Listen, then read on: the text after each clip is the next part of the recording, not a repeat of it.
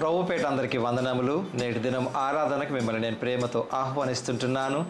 ప్రియులారా, వేసవి కాలంలో ప్రవేశించినాము. ఈస్టర్ అవన్నీ సెలబ్రేట్ చేసుకొని కూడా పిల్లలకు సెలవులతో కూడా ఇంట్లోకి రావచ్చు. వేరే వేరే దూర ప్రాంతంలో ఉన్నవారు, హాస్టల్లో ఉన్నవాళ్ళు, ఏది ఏమైనా ప్రభు తన యొక్క ప్రొటెక్షన్ను మనకిచ్చినాడు. అందుని బట్టి ప్రభువుకు వందన తెలియపరచుకుంటూ ప్రార్థన చేసుకొని ఆరంభించుకుందాం. కృపా కనికరము కలిగిన ప్రియ పరలోకపు తండ్రి, ఇంతవరకు మీరు మమ్మల్ని కాచి కాపాడినందుకే మీకు వందనములు. మరి ముఖ్యంగా ప్రభువా, నేటి దినం ఆరాధనలో కొన్ని నిమిషములు మేము లేఖన భాగములను ధ్యానించనంటుండగా మీ సన్నిధిని మాకు తోడుగా నుంచి ప్రభు సరైన రీతిలో చూచి గ్రహించి అన్వయించుకొని దాని ప్రకారం జీవించే కృప దయచేయమని యేసు నామములో వేడుకుంటున్నాను తండ్రి, ఆమెన్. ప్రియులారా, మనం ఒక పాట పాడి ప్రభువుని ఆరాధిద్దాము. నడిపించు నానావా నడి సంద్రమున దేవా అనే పాటను పాడి మనం ప్రభుని ఆరాధిద్దాం.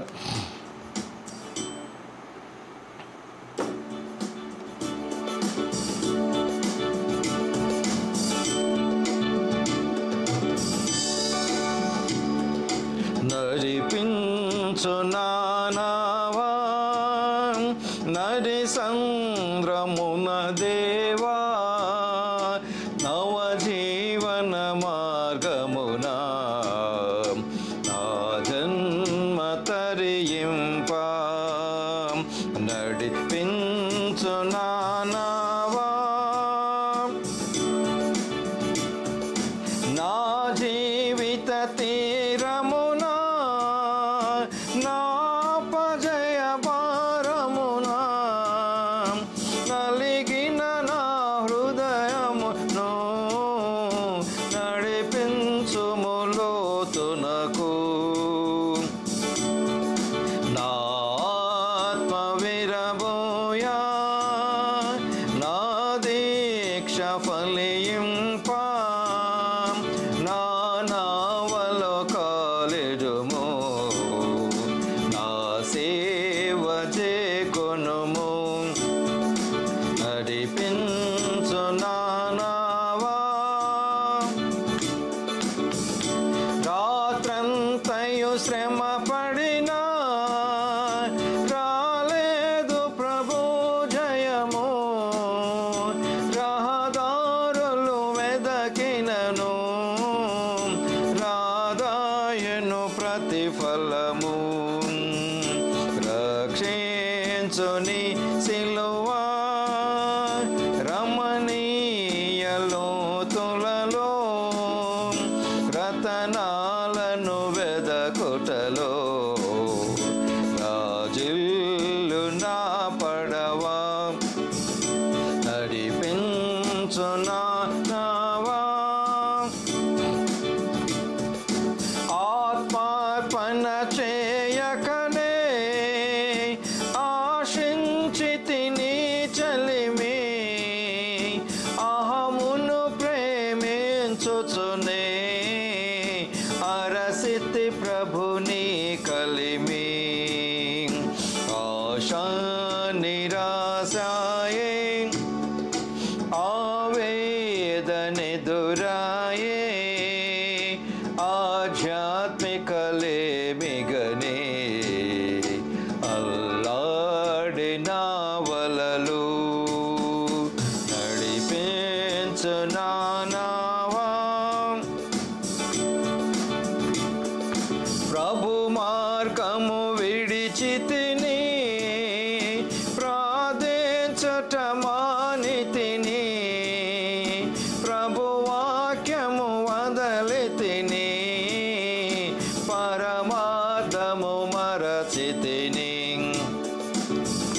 ప్రపంచ నటనలలో ప్రావీణ్యమును పొంది బలహీనుడనై ఇప్పుడు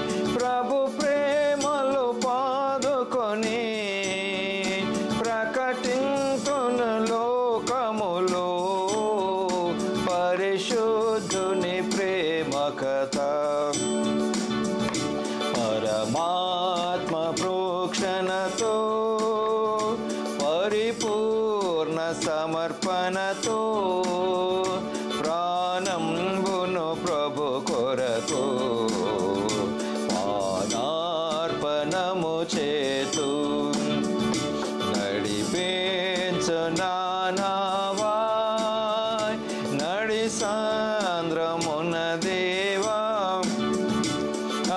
జీవన మార్గమునా నా జన్మ తరింప నడిపించు నానావా.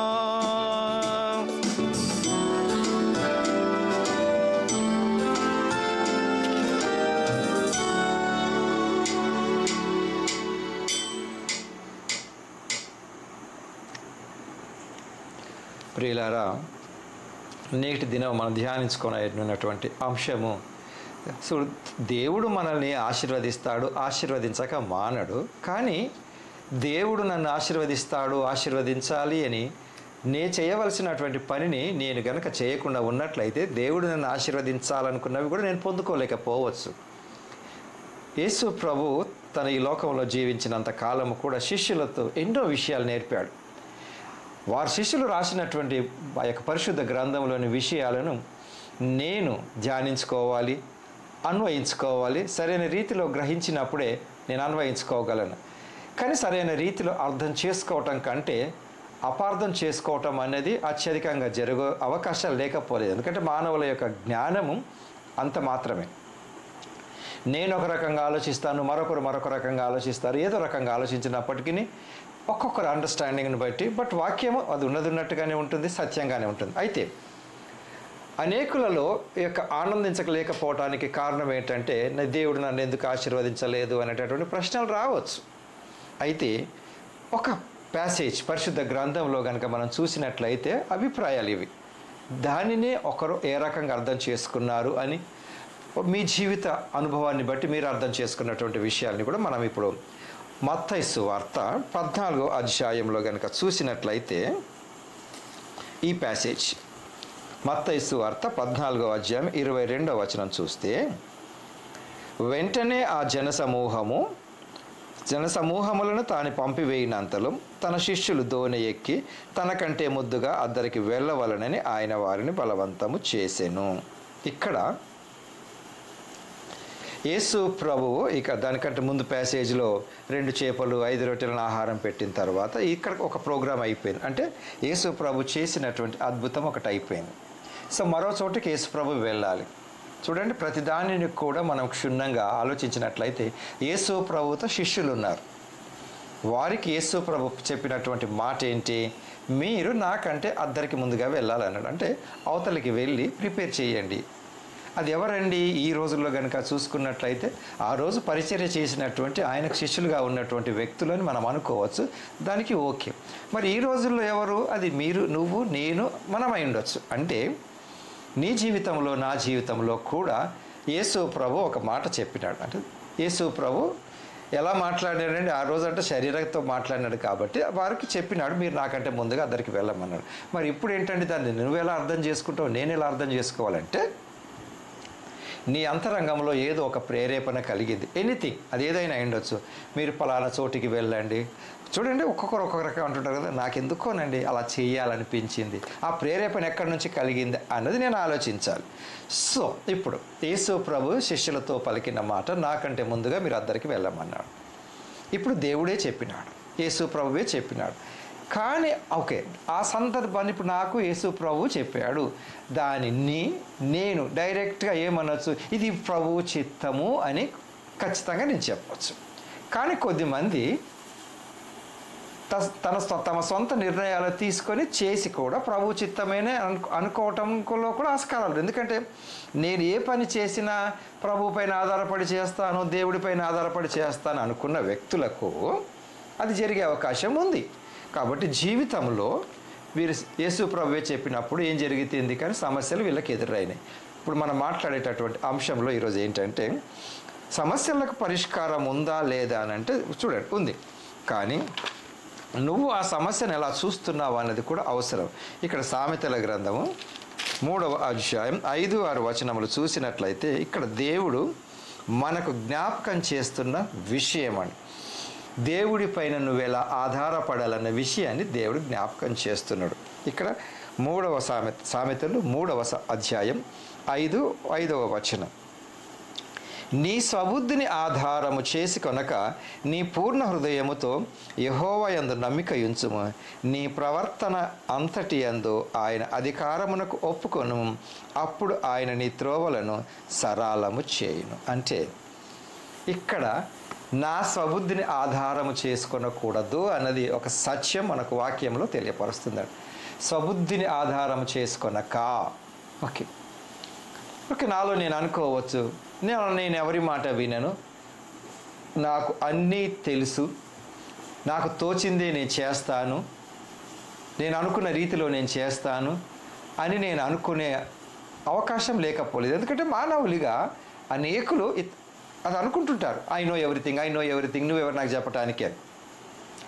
ఎవరైనా తప్పు చేస్తున్నప్పుడు చెప్పినా కూడా ఆ వ్యక్తిలో ఉండేటటువంటి స్వభావాన్ని బట్టి నీవు ఎలా డిసిజన్ తీసుకుంటున్నావు. అందుకే ఇక్కడ ఏమంటున్నాడు, స్వభావము అన్నాడండి.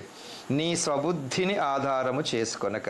నీ స్వబుద్ధి అదే నీ స్వభావము, నీలో ఉండేటటువంటి భావన, నీ బుద్ధిని అంటే నీ జ్ఞానం పైన ఆధారపడి ఉన్నాను అనుకోకు అని బైబిల్ చెప్తుంది.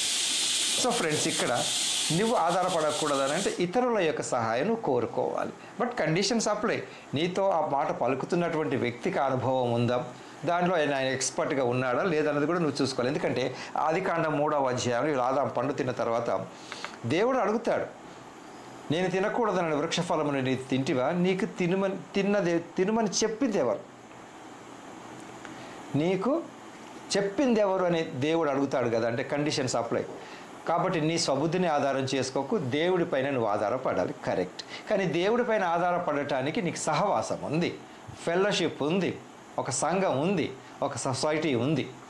కాబట్టి నీకు దానిపైన ఆధారపడటానికి నీ స్వబుద్ధిని ఆధారం చేసుకో. ఇప్పుడు ఫ్లాష్ బ్యాక్ ఏంటంటే, ఈరోజు మనం తీసుకుంటున్నప్పుడు నేను ఆలోచించవలసినటువంటి దేవుడిపైన నేను ఆధారపడాలి. ఓకే, అది నేను రానున్న దినములలో చేయగలనేమో. మరి అది ఈరోజు నాకు తెలిసినటువంటి విషయంలో నేను ఇక్కడ ఏమంటున్నాడు ఈ యొక్క సామెతలో రాసినటువంటి కర్త, నీ పూర్ణ హృదయముతో యెహోవా యందు నమ్మిక ఉంచుము.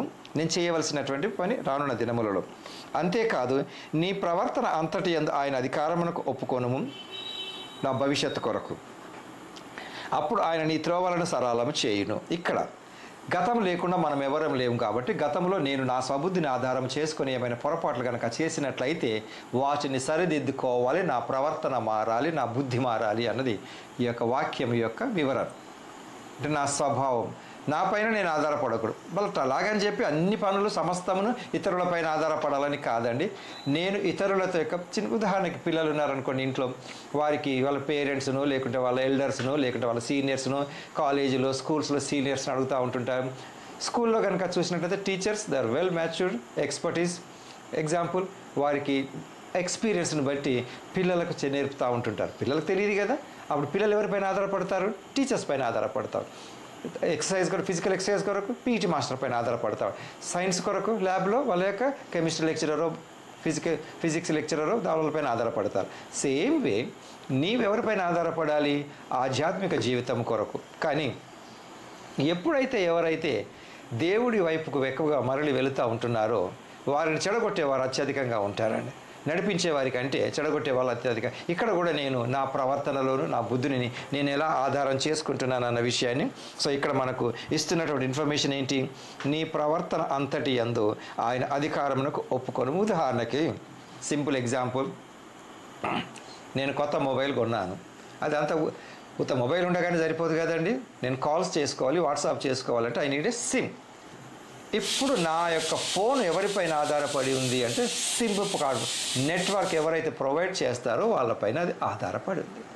ఆ నెట్వర్క్ లేకుండా నేను ఏ పని చేయలేను. లేదండి నా ఓన్గా నేను కొన్ని వేలు ఖరీదు నేను చేసినాను కాబట్టి నేను ఇలాగ పని చేస్తానంటే వర్కౌట్ కాదు. అదే రకంగా నేను కూడా దేవుడిపైన ఆధారపడటం అన్నది చేసుకోవాలి. అంతేకాదండి, ఇక్కడ దేవుడి యొక్క నడిపింపును నేను కనుక చూసినట్లయితే యాకోబు పత్రిక 1వ అధ్యాయం 2-4, నా సహోదరులారా మీ విశ్వాసమునకు కలుగు పరీక్ష ఓర్పును పుట్టించునని ఎరిగి మీరు నానా విధములైన శోధనలో పడినప్పుడు అది మహా ఆనందమని ఎంచుకొని మీరు సంపూర్ణులను అనునాంగులను ఏ విషయంలో నేను కొదవలేరు వారినై ఉండునట్లు ఓర్పు తన క్రియను కొనసాగింపనీయుడి. అంటే నీకు జరిగినటువంటి చూడండి, లైఫ్ అంతా కూడా కష్టాలతో కూడుకున్నదేనండి. నాకు కష్టం లేదని ఎవ్వరం చెప్పలేమండి. బట్ పరిస్థితులను మనం ఆనందదాయకంగా మనం మలుచుకుంటున్నాం అంతే. పరిస్థితులను ఆనందదాయకంగా మనం మలుచుకుంటున్నాం. ఒకవేళ తప్పులు వెతకమని ఎవరికైనా చెప్పినప్పుడు కొద్దిమంది తప్పులు వెతకటంలో పర్ఫెక్ట్గా వెతుకుతారు. Anything they find some fault. భోజనం విషయంలోనేమి, ఏదైనా పెయింటింగ్ చూపించి లోపాలు వెతకమంటే లోపాలు బాగా వెతుకుతారు. ఈవెన్ ప్రింటింగ్లో వెతుకుతారు. ఎనీథింగ్. మెట్లు పెద్దగా ఉన్నాయండి, మరీ చిన్నగా ఉన్నాయండి, హైట్ ఎక్కువ ఉందండి, వెడల్పు తక్కువ ఉందండి, ఇల్లు బాగానే కట్టుకున్నారండి, వేరే మరీ దూరం అయిందండి, క్యాబ్లో ఏసీ మంచిగా చక్కగా ఉందండి, రేట్ ఎక్కువ అండి. చూడండి, సర్టన్ ప్రాబ్లమ్స్ అందరికీ ఉంటాయి. కాబట్టి ఇక్కడ ఏమంటున్నాడు అంటే ఎనీథింగ్ అండి, శోధనలు అంటే శ్రమలు అనగానే ఇక్కడ కొంత దూరం వెళ్ళాల్సిన అవసరం లేదు. చిన్న చిన్నవి చాలు మనకి. వేసవి కాలంలో ఎట్టాగు ఈ యొక్క వేడి ఉంటుంది, వేడి ఎక్కువైపోయింది ఉంటుంది, నార్మలే. ఇవి ఉంటేనే కదా మనకు వర్షం వచ్చేది. కాబట్టి వీటి విషయంలో ఇక్కడ ఒక మాట ఏమంటున్నాడంటే ఓర్పు అన్నాడు. నీకు ఓపిక ఎక్కడి నుంచి వస్తుంది? దేవుడి నుంచి నేను పొందుకోవాలి. అప్పుడు దేవుడి పైన ఆధారపడినప్పుడు ఓపిక అన్నది ఉంటుంది. ఉదాహరణకి కోర్స్ ఇప్పుడు నేను చెప్పేటటువంటి ఎగ్జాంపుల్ ఒకప్పటి పాతకాలందే. ఇప్పుడున్నటువంటి ఇన్ని వంటకాలు అసలు అప్పుడు లేవండి. ఏదో ఒక రోజున మమ్మీ, మీరు హాస్టల్లో ఉన్నవాళ్ళు, ఇంటికి దూరంగా ఉన్నవాళ్ళు ఇంటికి వచ్చినప్పుడు అందరు రాగానే నేను వంట చేస్తా అని మమ్మీ అనేది. మమ్మీ నువ్వు ఏం వంటక్కర్లేదులే, నాకు ఆకలి అవుతుంది, ఏదైనా తింటామని కాదు. కానీ మమ్మీ చేతి వంట తినటం కొరకు ఓపికతో కూర్చుంటారు. అఫ్కోర్స్ ఆ టైం డ్యూరేషన్ షార్ట్ పీరియడే కదండి ఓపిక. సో ఇప్పుడు ఈ విషయం ఏం చెప్తా ఉండి ఇదంతా కూడా భవిష్యత్తు గురించే మాట్లాడుతున్నాడు. ఇంతకుముందు సామెతల గ్రంథంలోనూ ఇప్పుడు యాకోబు గారు ఏమంటున్నాడు? భవిష్యత్తు గురించి నీకు ఓపిక అవసరం అంటున్నాడు. అయితే ఒకసారి వెనక్కి చూడండి, వెనక్కి కూడా చూడాలి. కానీ వెనక ఉండకుండా పోకూడదు. Do not well in the past అంటాడు. గతమును మరిచని పౌలు గారు చెప్తున్నారు. కాబట్టి నేనేం చేయాలి? ఇప్పుడు వెనక ఎక్కడెక్కడ ఓపిక నశించి నేను చేసినటువంటి క్రియలు, ప్రవర్తన, నా సబుద్ధి, తీసుకున్న నిర్ణయం నీకు మాత్రమే కాకుండా ఇతరులకు ఎంత నష్టం చేసిందో ఒకసారి ఆలోచించు. ఓపిక నశించిందంటే కొద్దిమంది ఊరికేనే అంటూ ఉంటుంటారు, ఓపిక అసలు నాకు ఉండదండి. కొద్దిమంది ఇతరుల గురించి అంటూ ఉంటారు, వాడికి అసలు ఏ ఓపిక ఉండదండి అని. సో నౌ నీవు ఓపిక లేకుండా గతంలో ఎన్నిసార్లు ఏమేమి కోల్పోయినావు, ఎంతమంది మనుషులను దూరం చేసుకున్నాం. ఓపిక నశించిన వాళ్ళు త్వరగా నోటి దురుస్తనం ఎక్కువ అవకాశం ఉంటుందండి. త్వరపడి మాట్లాడే అవకాశాలు ఉంటాయి. అవి నువ్వు ఎన్నిసార్లు చేసుకున్నావు అనేది ఒకసారి చూసుకోవాలి. దేవుడి పైన ఆధారపడాలి. సబుద్ధిని నేను ఆధారం చేసుకోకూడదు. విశ్వాసంలో ఇలా ఉండినట్లు ఓర్పు తన క్రియను ఏంటండి, నాలో ఓర్పు అన్నది కనుక ఉన్నట్లయితే అక్కడ నా ప్రవర్తన ఓపిక కలిగి నెమ్మదిగా, తొందరపడకుండా, ఇతరులను గాయపరచకుండా, నేను గాయపడకుండా తొందర ఉంటుంటారు కదండి. కొన్ని సందర్భాలలో ట్రావెల్ చేస్తున్నప్పుడు 2 వీలర్ అనండి, 4 వీలర్ అనండి, నీ వెనకాల ఎవరైనా హార్న్ బాగా కొట్టి నిన్ను ఓవర్టేక్ చేయడానికి ప్రయత్నం చేసినప్పుడు నువ్వు అసలు ఇచ్చుకోవడానికి సైడ్ లేకపోవచ్చు, అంటే నువ్వు ఆయనకు సైడ్ ఇవ్వలేకపోవచ్చు. అతను ఓపిక నశించింది. అతను ఏదో ఒక రకంగా కొంచెం ర్యాష్గా నిన్ను ఓవర్టేక్ చేసినప్పుడు any vehicle, 2 wheeler or 4 wheeler, heavy వెహికల్స్కి అంత ప్రాబ్లం ఉండదు. ఆఫ్కోర్స్ ఉండే అవకాశాలు లేకపోలేదు. Special I'm talking about 2 wheeler and small 4 wheelers. ఇక్కడ ఓవర్టేక్ చేసిపోయినప్పుడు ఎవరైతే ఓవర్టేక్ చేసి వెళ్ళిపోయినారో ఆయనకు సరే ఏదో రకంగా మొత్తానికి ర్యాష్ డ్రైవింగ్ ఏదో రకంగా స్కిల్స్ తోటి ఎలా ఇప్పుడు ఎవరైతే ఓవర్టేక్ చేయబడ్డారో ఈయనకు ఓపిక అవసరం. ఈయన ఏం చేస్తాడు, హౌ కెన్ యూ ఓవర్టేక్ మీ, నువ్వు నన్ను ఎట్లా ఓవర్టేక్ చేసినావని ఇక తొందరపడి ఈయన క్రియ, ప్రవర్తన మారుతుంది. ఏంటది? ఓపిక నశించింది. ఇక వెహికల్ని ఫాస్ట్గా తీసుకెళ్ళాలి, ఆయన అందుకోవడానికి ప్రయత్నం చేస్తూ ఉంటుంటాడు. ఎన్ని ప్రమాదం జరగవచ్చు. కాబట్టి ప్రియులారా, ఇది ఎగ్జాంపుల్ చెప్పినాను నేను. కాబట్టి మీరు ఉండేటటువంటి ఓపిక దేవుడి పైన ఆధారపడ్డప్పుడు ఓపిక అన్నది నీకు వస్తుంది. అంత మాత్రమే కాదు, ఫిలిప్పీలకు రాసిన పత్రిక 4వ అధ్యాయం 13వ వచనం కనుక చూసినట్లయితే దీనస్థితిలో ఉండనెరుగుదును, సంపన్న స్థితిలో ఉండనెరుగుదును, ప్రతి విషయంలోనూ అన్ని కార్యములలోనూ కడుపు నిండియుండుటకును, ఆకలి గొనియుండుటకును, సమృద్ధి కలిగియుండుటకును, లేమిలో ఉండుటకును నేర్చుకొని ఉన్నాను. ఇక్కడ ఏమన్నాడండి? ఒక్కటే స్థితి కాదు. I know everything. ఒకటే స్థితి కాదు. ఏమంటున్నాడు? అన్నిట్లోనూ 4:13లో మనం ఏం చదువుకున్నాం? నేను చదివినటువంటిది 14:12లో కూడా చదివినాను. ఓకే. నన్ను బలపరచువాని యందు నేను సమస్తమును చేయగలను. 12వ వచనం ఏం చేసి చదువుకున్నామండి? నేను దీనస్థితిలో ఉండనెరుగుదును. ఒకటి, దీనస్థితిలో ఉంటాను. ఇవన్నీ చెప్పుకుంటూ వచ్చి 13వ వచనంలో ఏమన్నాడంటే, నన్ను బలపరచువాని యందు నేను సమస్తమును చేయగలను. అంటే ఏంటి? ఎటువంటి పరిస్థితుల్లోనైనా నేను మెయింటైన్ చేయగలను, బ్యాలెన్సింగ్గా ఉండగలను. అది ఎవరి ద్వారా సాధ్యమవుతుంది? దేవుడి వలన మాత్రమే సాధ్యమవుతుంది. కాబట్టి నీవు ఎవరి నడిపింపు పొందుకుంటున్నావు? దేవుడి నడిపింపు. నేను సమస్తమును చేయగలను, కానీ నేను ఆయన పైన ఆధారపడకుండా ఉండి ఆయన యొక్క గైడెన్స్ కనుక నేను పొందకుండా ఉంటే నా వల్ల కాదు ఇది. కాబట్టి దేవుడి పైన ఆధారపడటం అనేది నేర్చుకోవాలి. చూడండి, మనం చిన్నగా ఉన్నప్పుడు పేరెంట్స్తో వెళ్ళినప్పుడు ఎక్కడికి వెళ్ళినా ఉంటాం. వాళ్ళు మనల్ని హోటల్లో పెట్టినా కూడా అక్కడే ఉంటాము. వేరే గ్రామాలలో అమ్మ ఇంటికో నాన్న ఇంటికో, ఒకప్పుడు వాళ్ళు విలేజెస్లో ఉన్నప్పుడు అక్కడికి వెళ్ళినా కూడా అక్కడ ఉన్నటువంటి ఆ నులక మంచమో నవారు మంచం మీద అక్కడ పడుకున్నాం కదా. ఎందుకు? ఎవరు? నేను మా పేరెంట్స్తో ఉన్నాను అన్న ఆ యొక్క నమ్మకం. కాబట్టి వారు ఎలా చెప్తారో, బేటా ఈరోజు మనకి ఇక్కడ మన ఇంట్లో ఉన్నట్టు బ్రేక్ఫాస్ట్ ఉండదు, ఇక్కడ పెట్టే బ్రేక్ఫాస్ట్ ఇక్కడ ఉంటుంది. మీ ఇంట్లో హైదరాబాద్లో వేరే బ్రేక్ఫాస్ట్ ఉండొచ్చు, ఇక్కడ వేరే బ్రేక్ఫాస్ట్ ఉండొచ్చు. కాబట్టి ఎనీ స్థితి, ఏ పరిస్థితిలోనైనాను నువ్వు ఉండగలవు అన్నది విషయం నేర్చుకుంటున్నాం. తర్వాత చాలామంది యాంగ్జైటీలో ఉంటూ దేవుడి వచ్చేటటువంటి ఆశీర్వాదాలను గుర్తించకపోవటం, త్వరపడి వాటిని పొందుకోకపోవటం అన్నది జరుగుతూ ఉంటుంది. చూద్దాం. కీర్తనలు 46:1 ఏమంటున్నాడు? దేవుడు మనకు ఆశ్రయమును దుర్గమునై ఉన్నాడు, ఆపత్కాలములో ఆయన నమ్ముకొనదగిన సహాయకుడు. కాబట్టి నువ్వు దేవుడి పైన నమ్మకం కనుక పెట్టి ఉంటే తప్పకుండా నీవు ఆయన చెప్పటం సులభమని అనుకుంటున్నారు, కానీ నువ్వు ప్రాక్టీస్ కనుక చేసినట్లయితే నీవు తప్పకుండా దేవుడి పైన ఆధారపడాలి అన్నది ఇక్కడ కండిషన్ అండి. సో ఇక్కడ కీర్తనలోని స్టార్టింగ్లో మనం ఏం చదువుతున్నాం? సామెతలలో నా స్వబుద్ధిని నేను ఆధారం చేసుకోకూడదు, దేవుని పైన ఆధారపడటం నేర్చుకోవాలి. సో ప్రతిదానికి చూడండి, నేను చేయవలసినటువంటి పని చేస్తూనే నేను మార్నింగ్ లేవకుండా దేవుడే బ్రేక్ఫాస్ట్ చేస్తానని అలా కాదు ఇక్కడ అంటున్నది.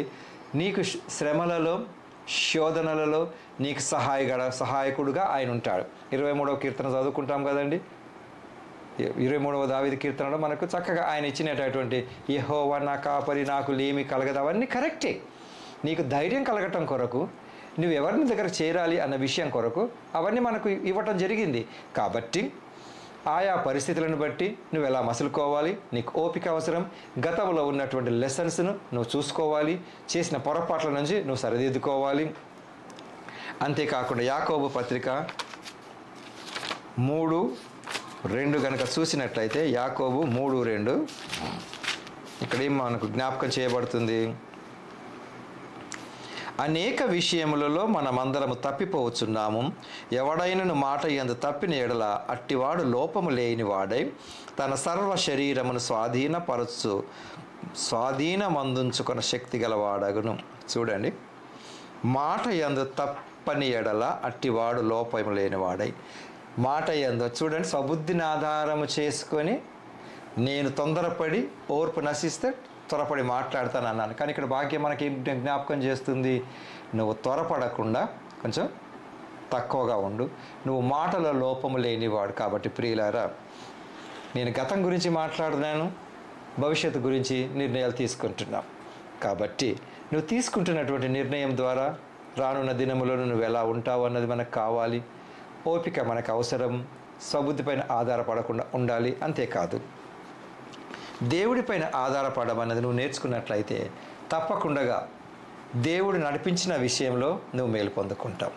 నీ స్వబుద్ధి, నువ్వెవరిపైన ఆధారపడి ఉంటున్నావు, అంతేకాకుండా నీ ప్రవర్తన కూడా నిన్ను చెడగొట్టవచ్చు. ప్రవర్తన ఏ ఏ విషయంలో నువ్వు మాట ద్వారా ప్రవర్తన అవుతుంది, క్రియ ద్వారా ప్రవర్తన అవుతుంది, నీ యొక్క రిలేషన్షిప్ విత్ అదర్స్ కూడా ప్రవర్తన అవుతుంది, నువ్వు ఎలా డ్రైవ్ చేస్తున్నావో ప్రవర్తన కిందికే వస్తుంది. కాబట్టి నువ్వు చేసేటటువంటి ప్రతిదీ కూడా నేను చేస్తున్నది సత్యమైనటువంటి వాక్యానికి అనుకూలంగా ఉందా లేదని ఆలోచించి, దీర్ఘంగా ఆలోచించి, గ్రహించి, నా ప్రవర్తనలో కనుక మార్పు తెచ్చుకొని దేవుడిపైన ఆధారపడి ఓపిక కలిగి జీవిస్తూ మాటలో కూడా కంట్రోల్ కనుక చేసుకున్నట్లయితే తప్పకుండా దేవుడు నాకు ఏర్పాటు చేసిన ఆశీర్వాదాలను పొందుకుంటాను.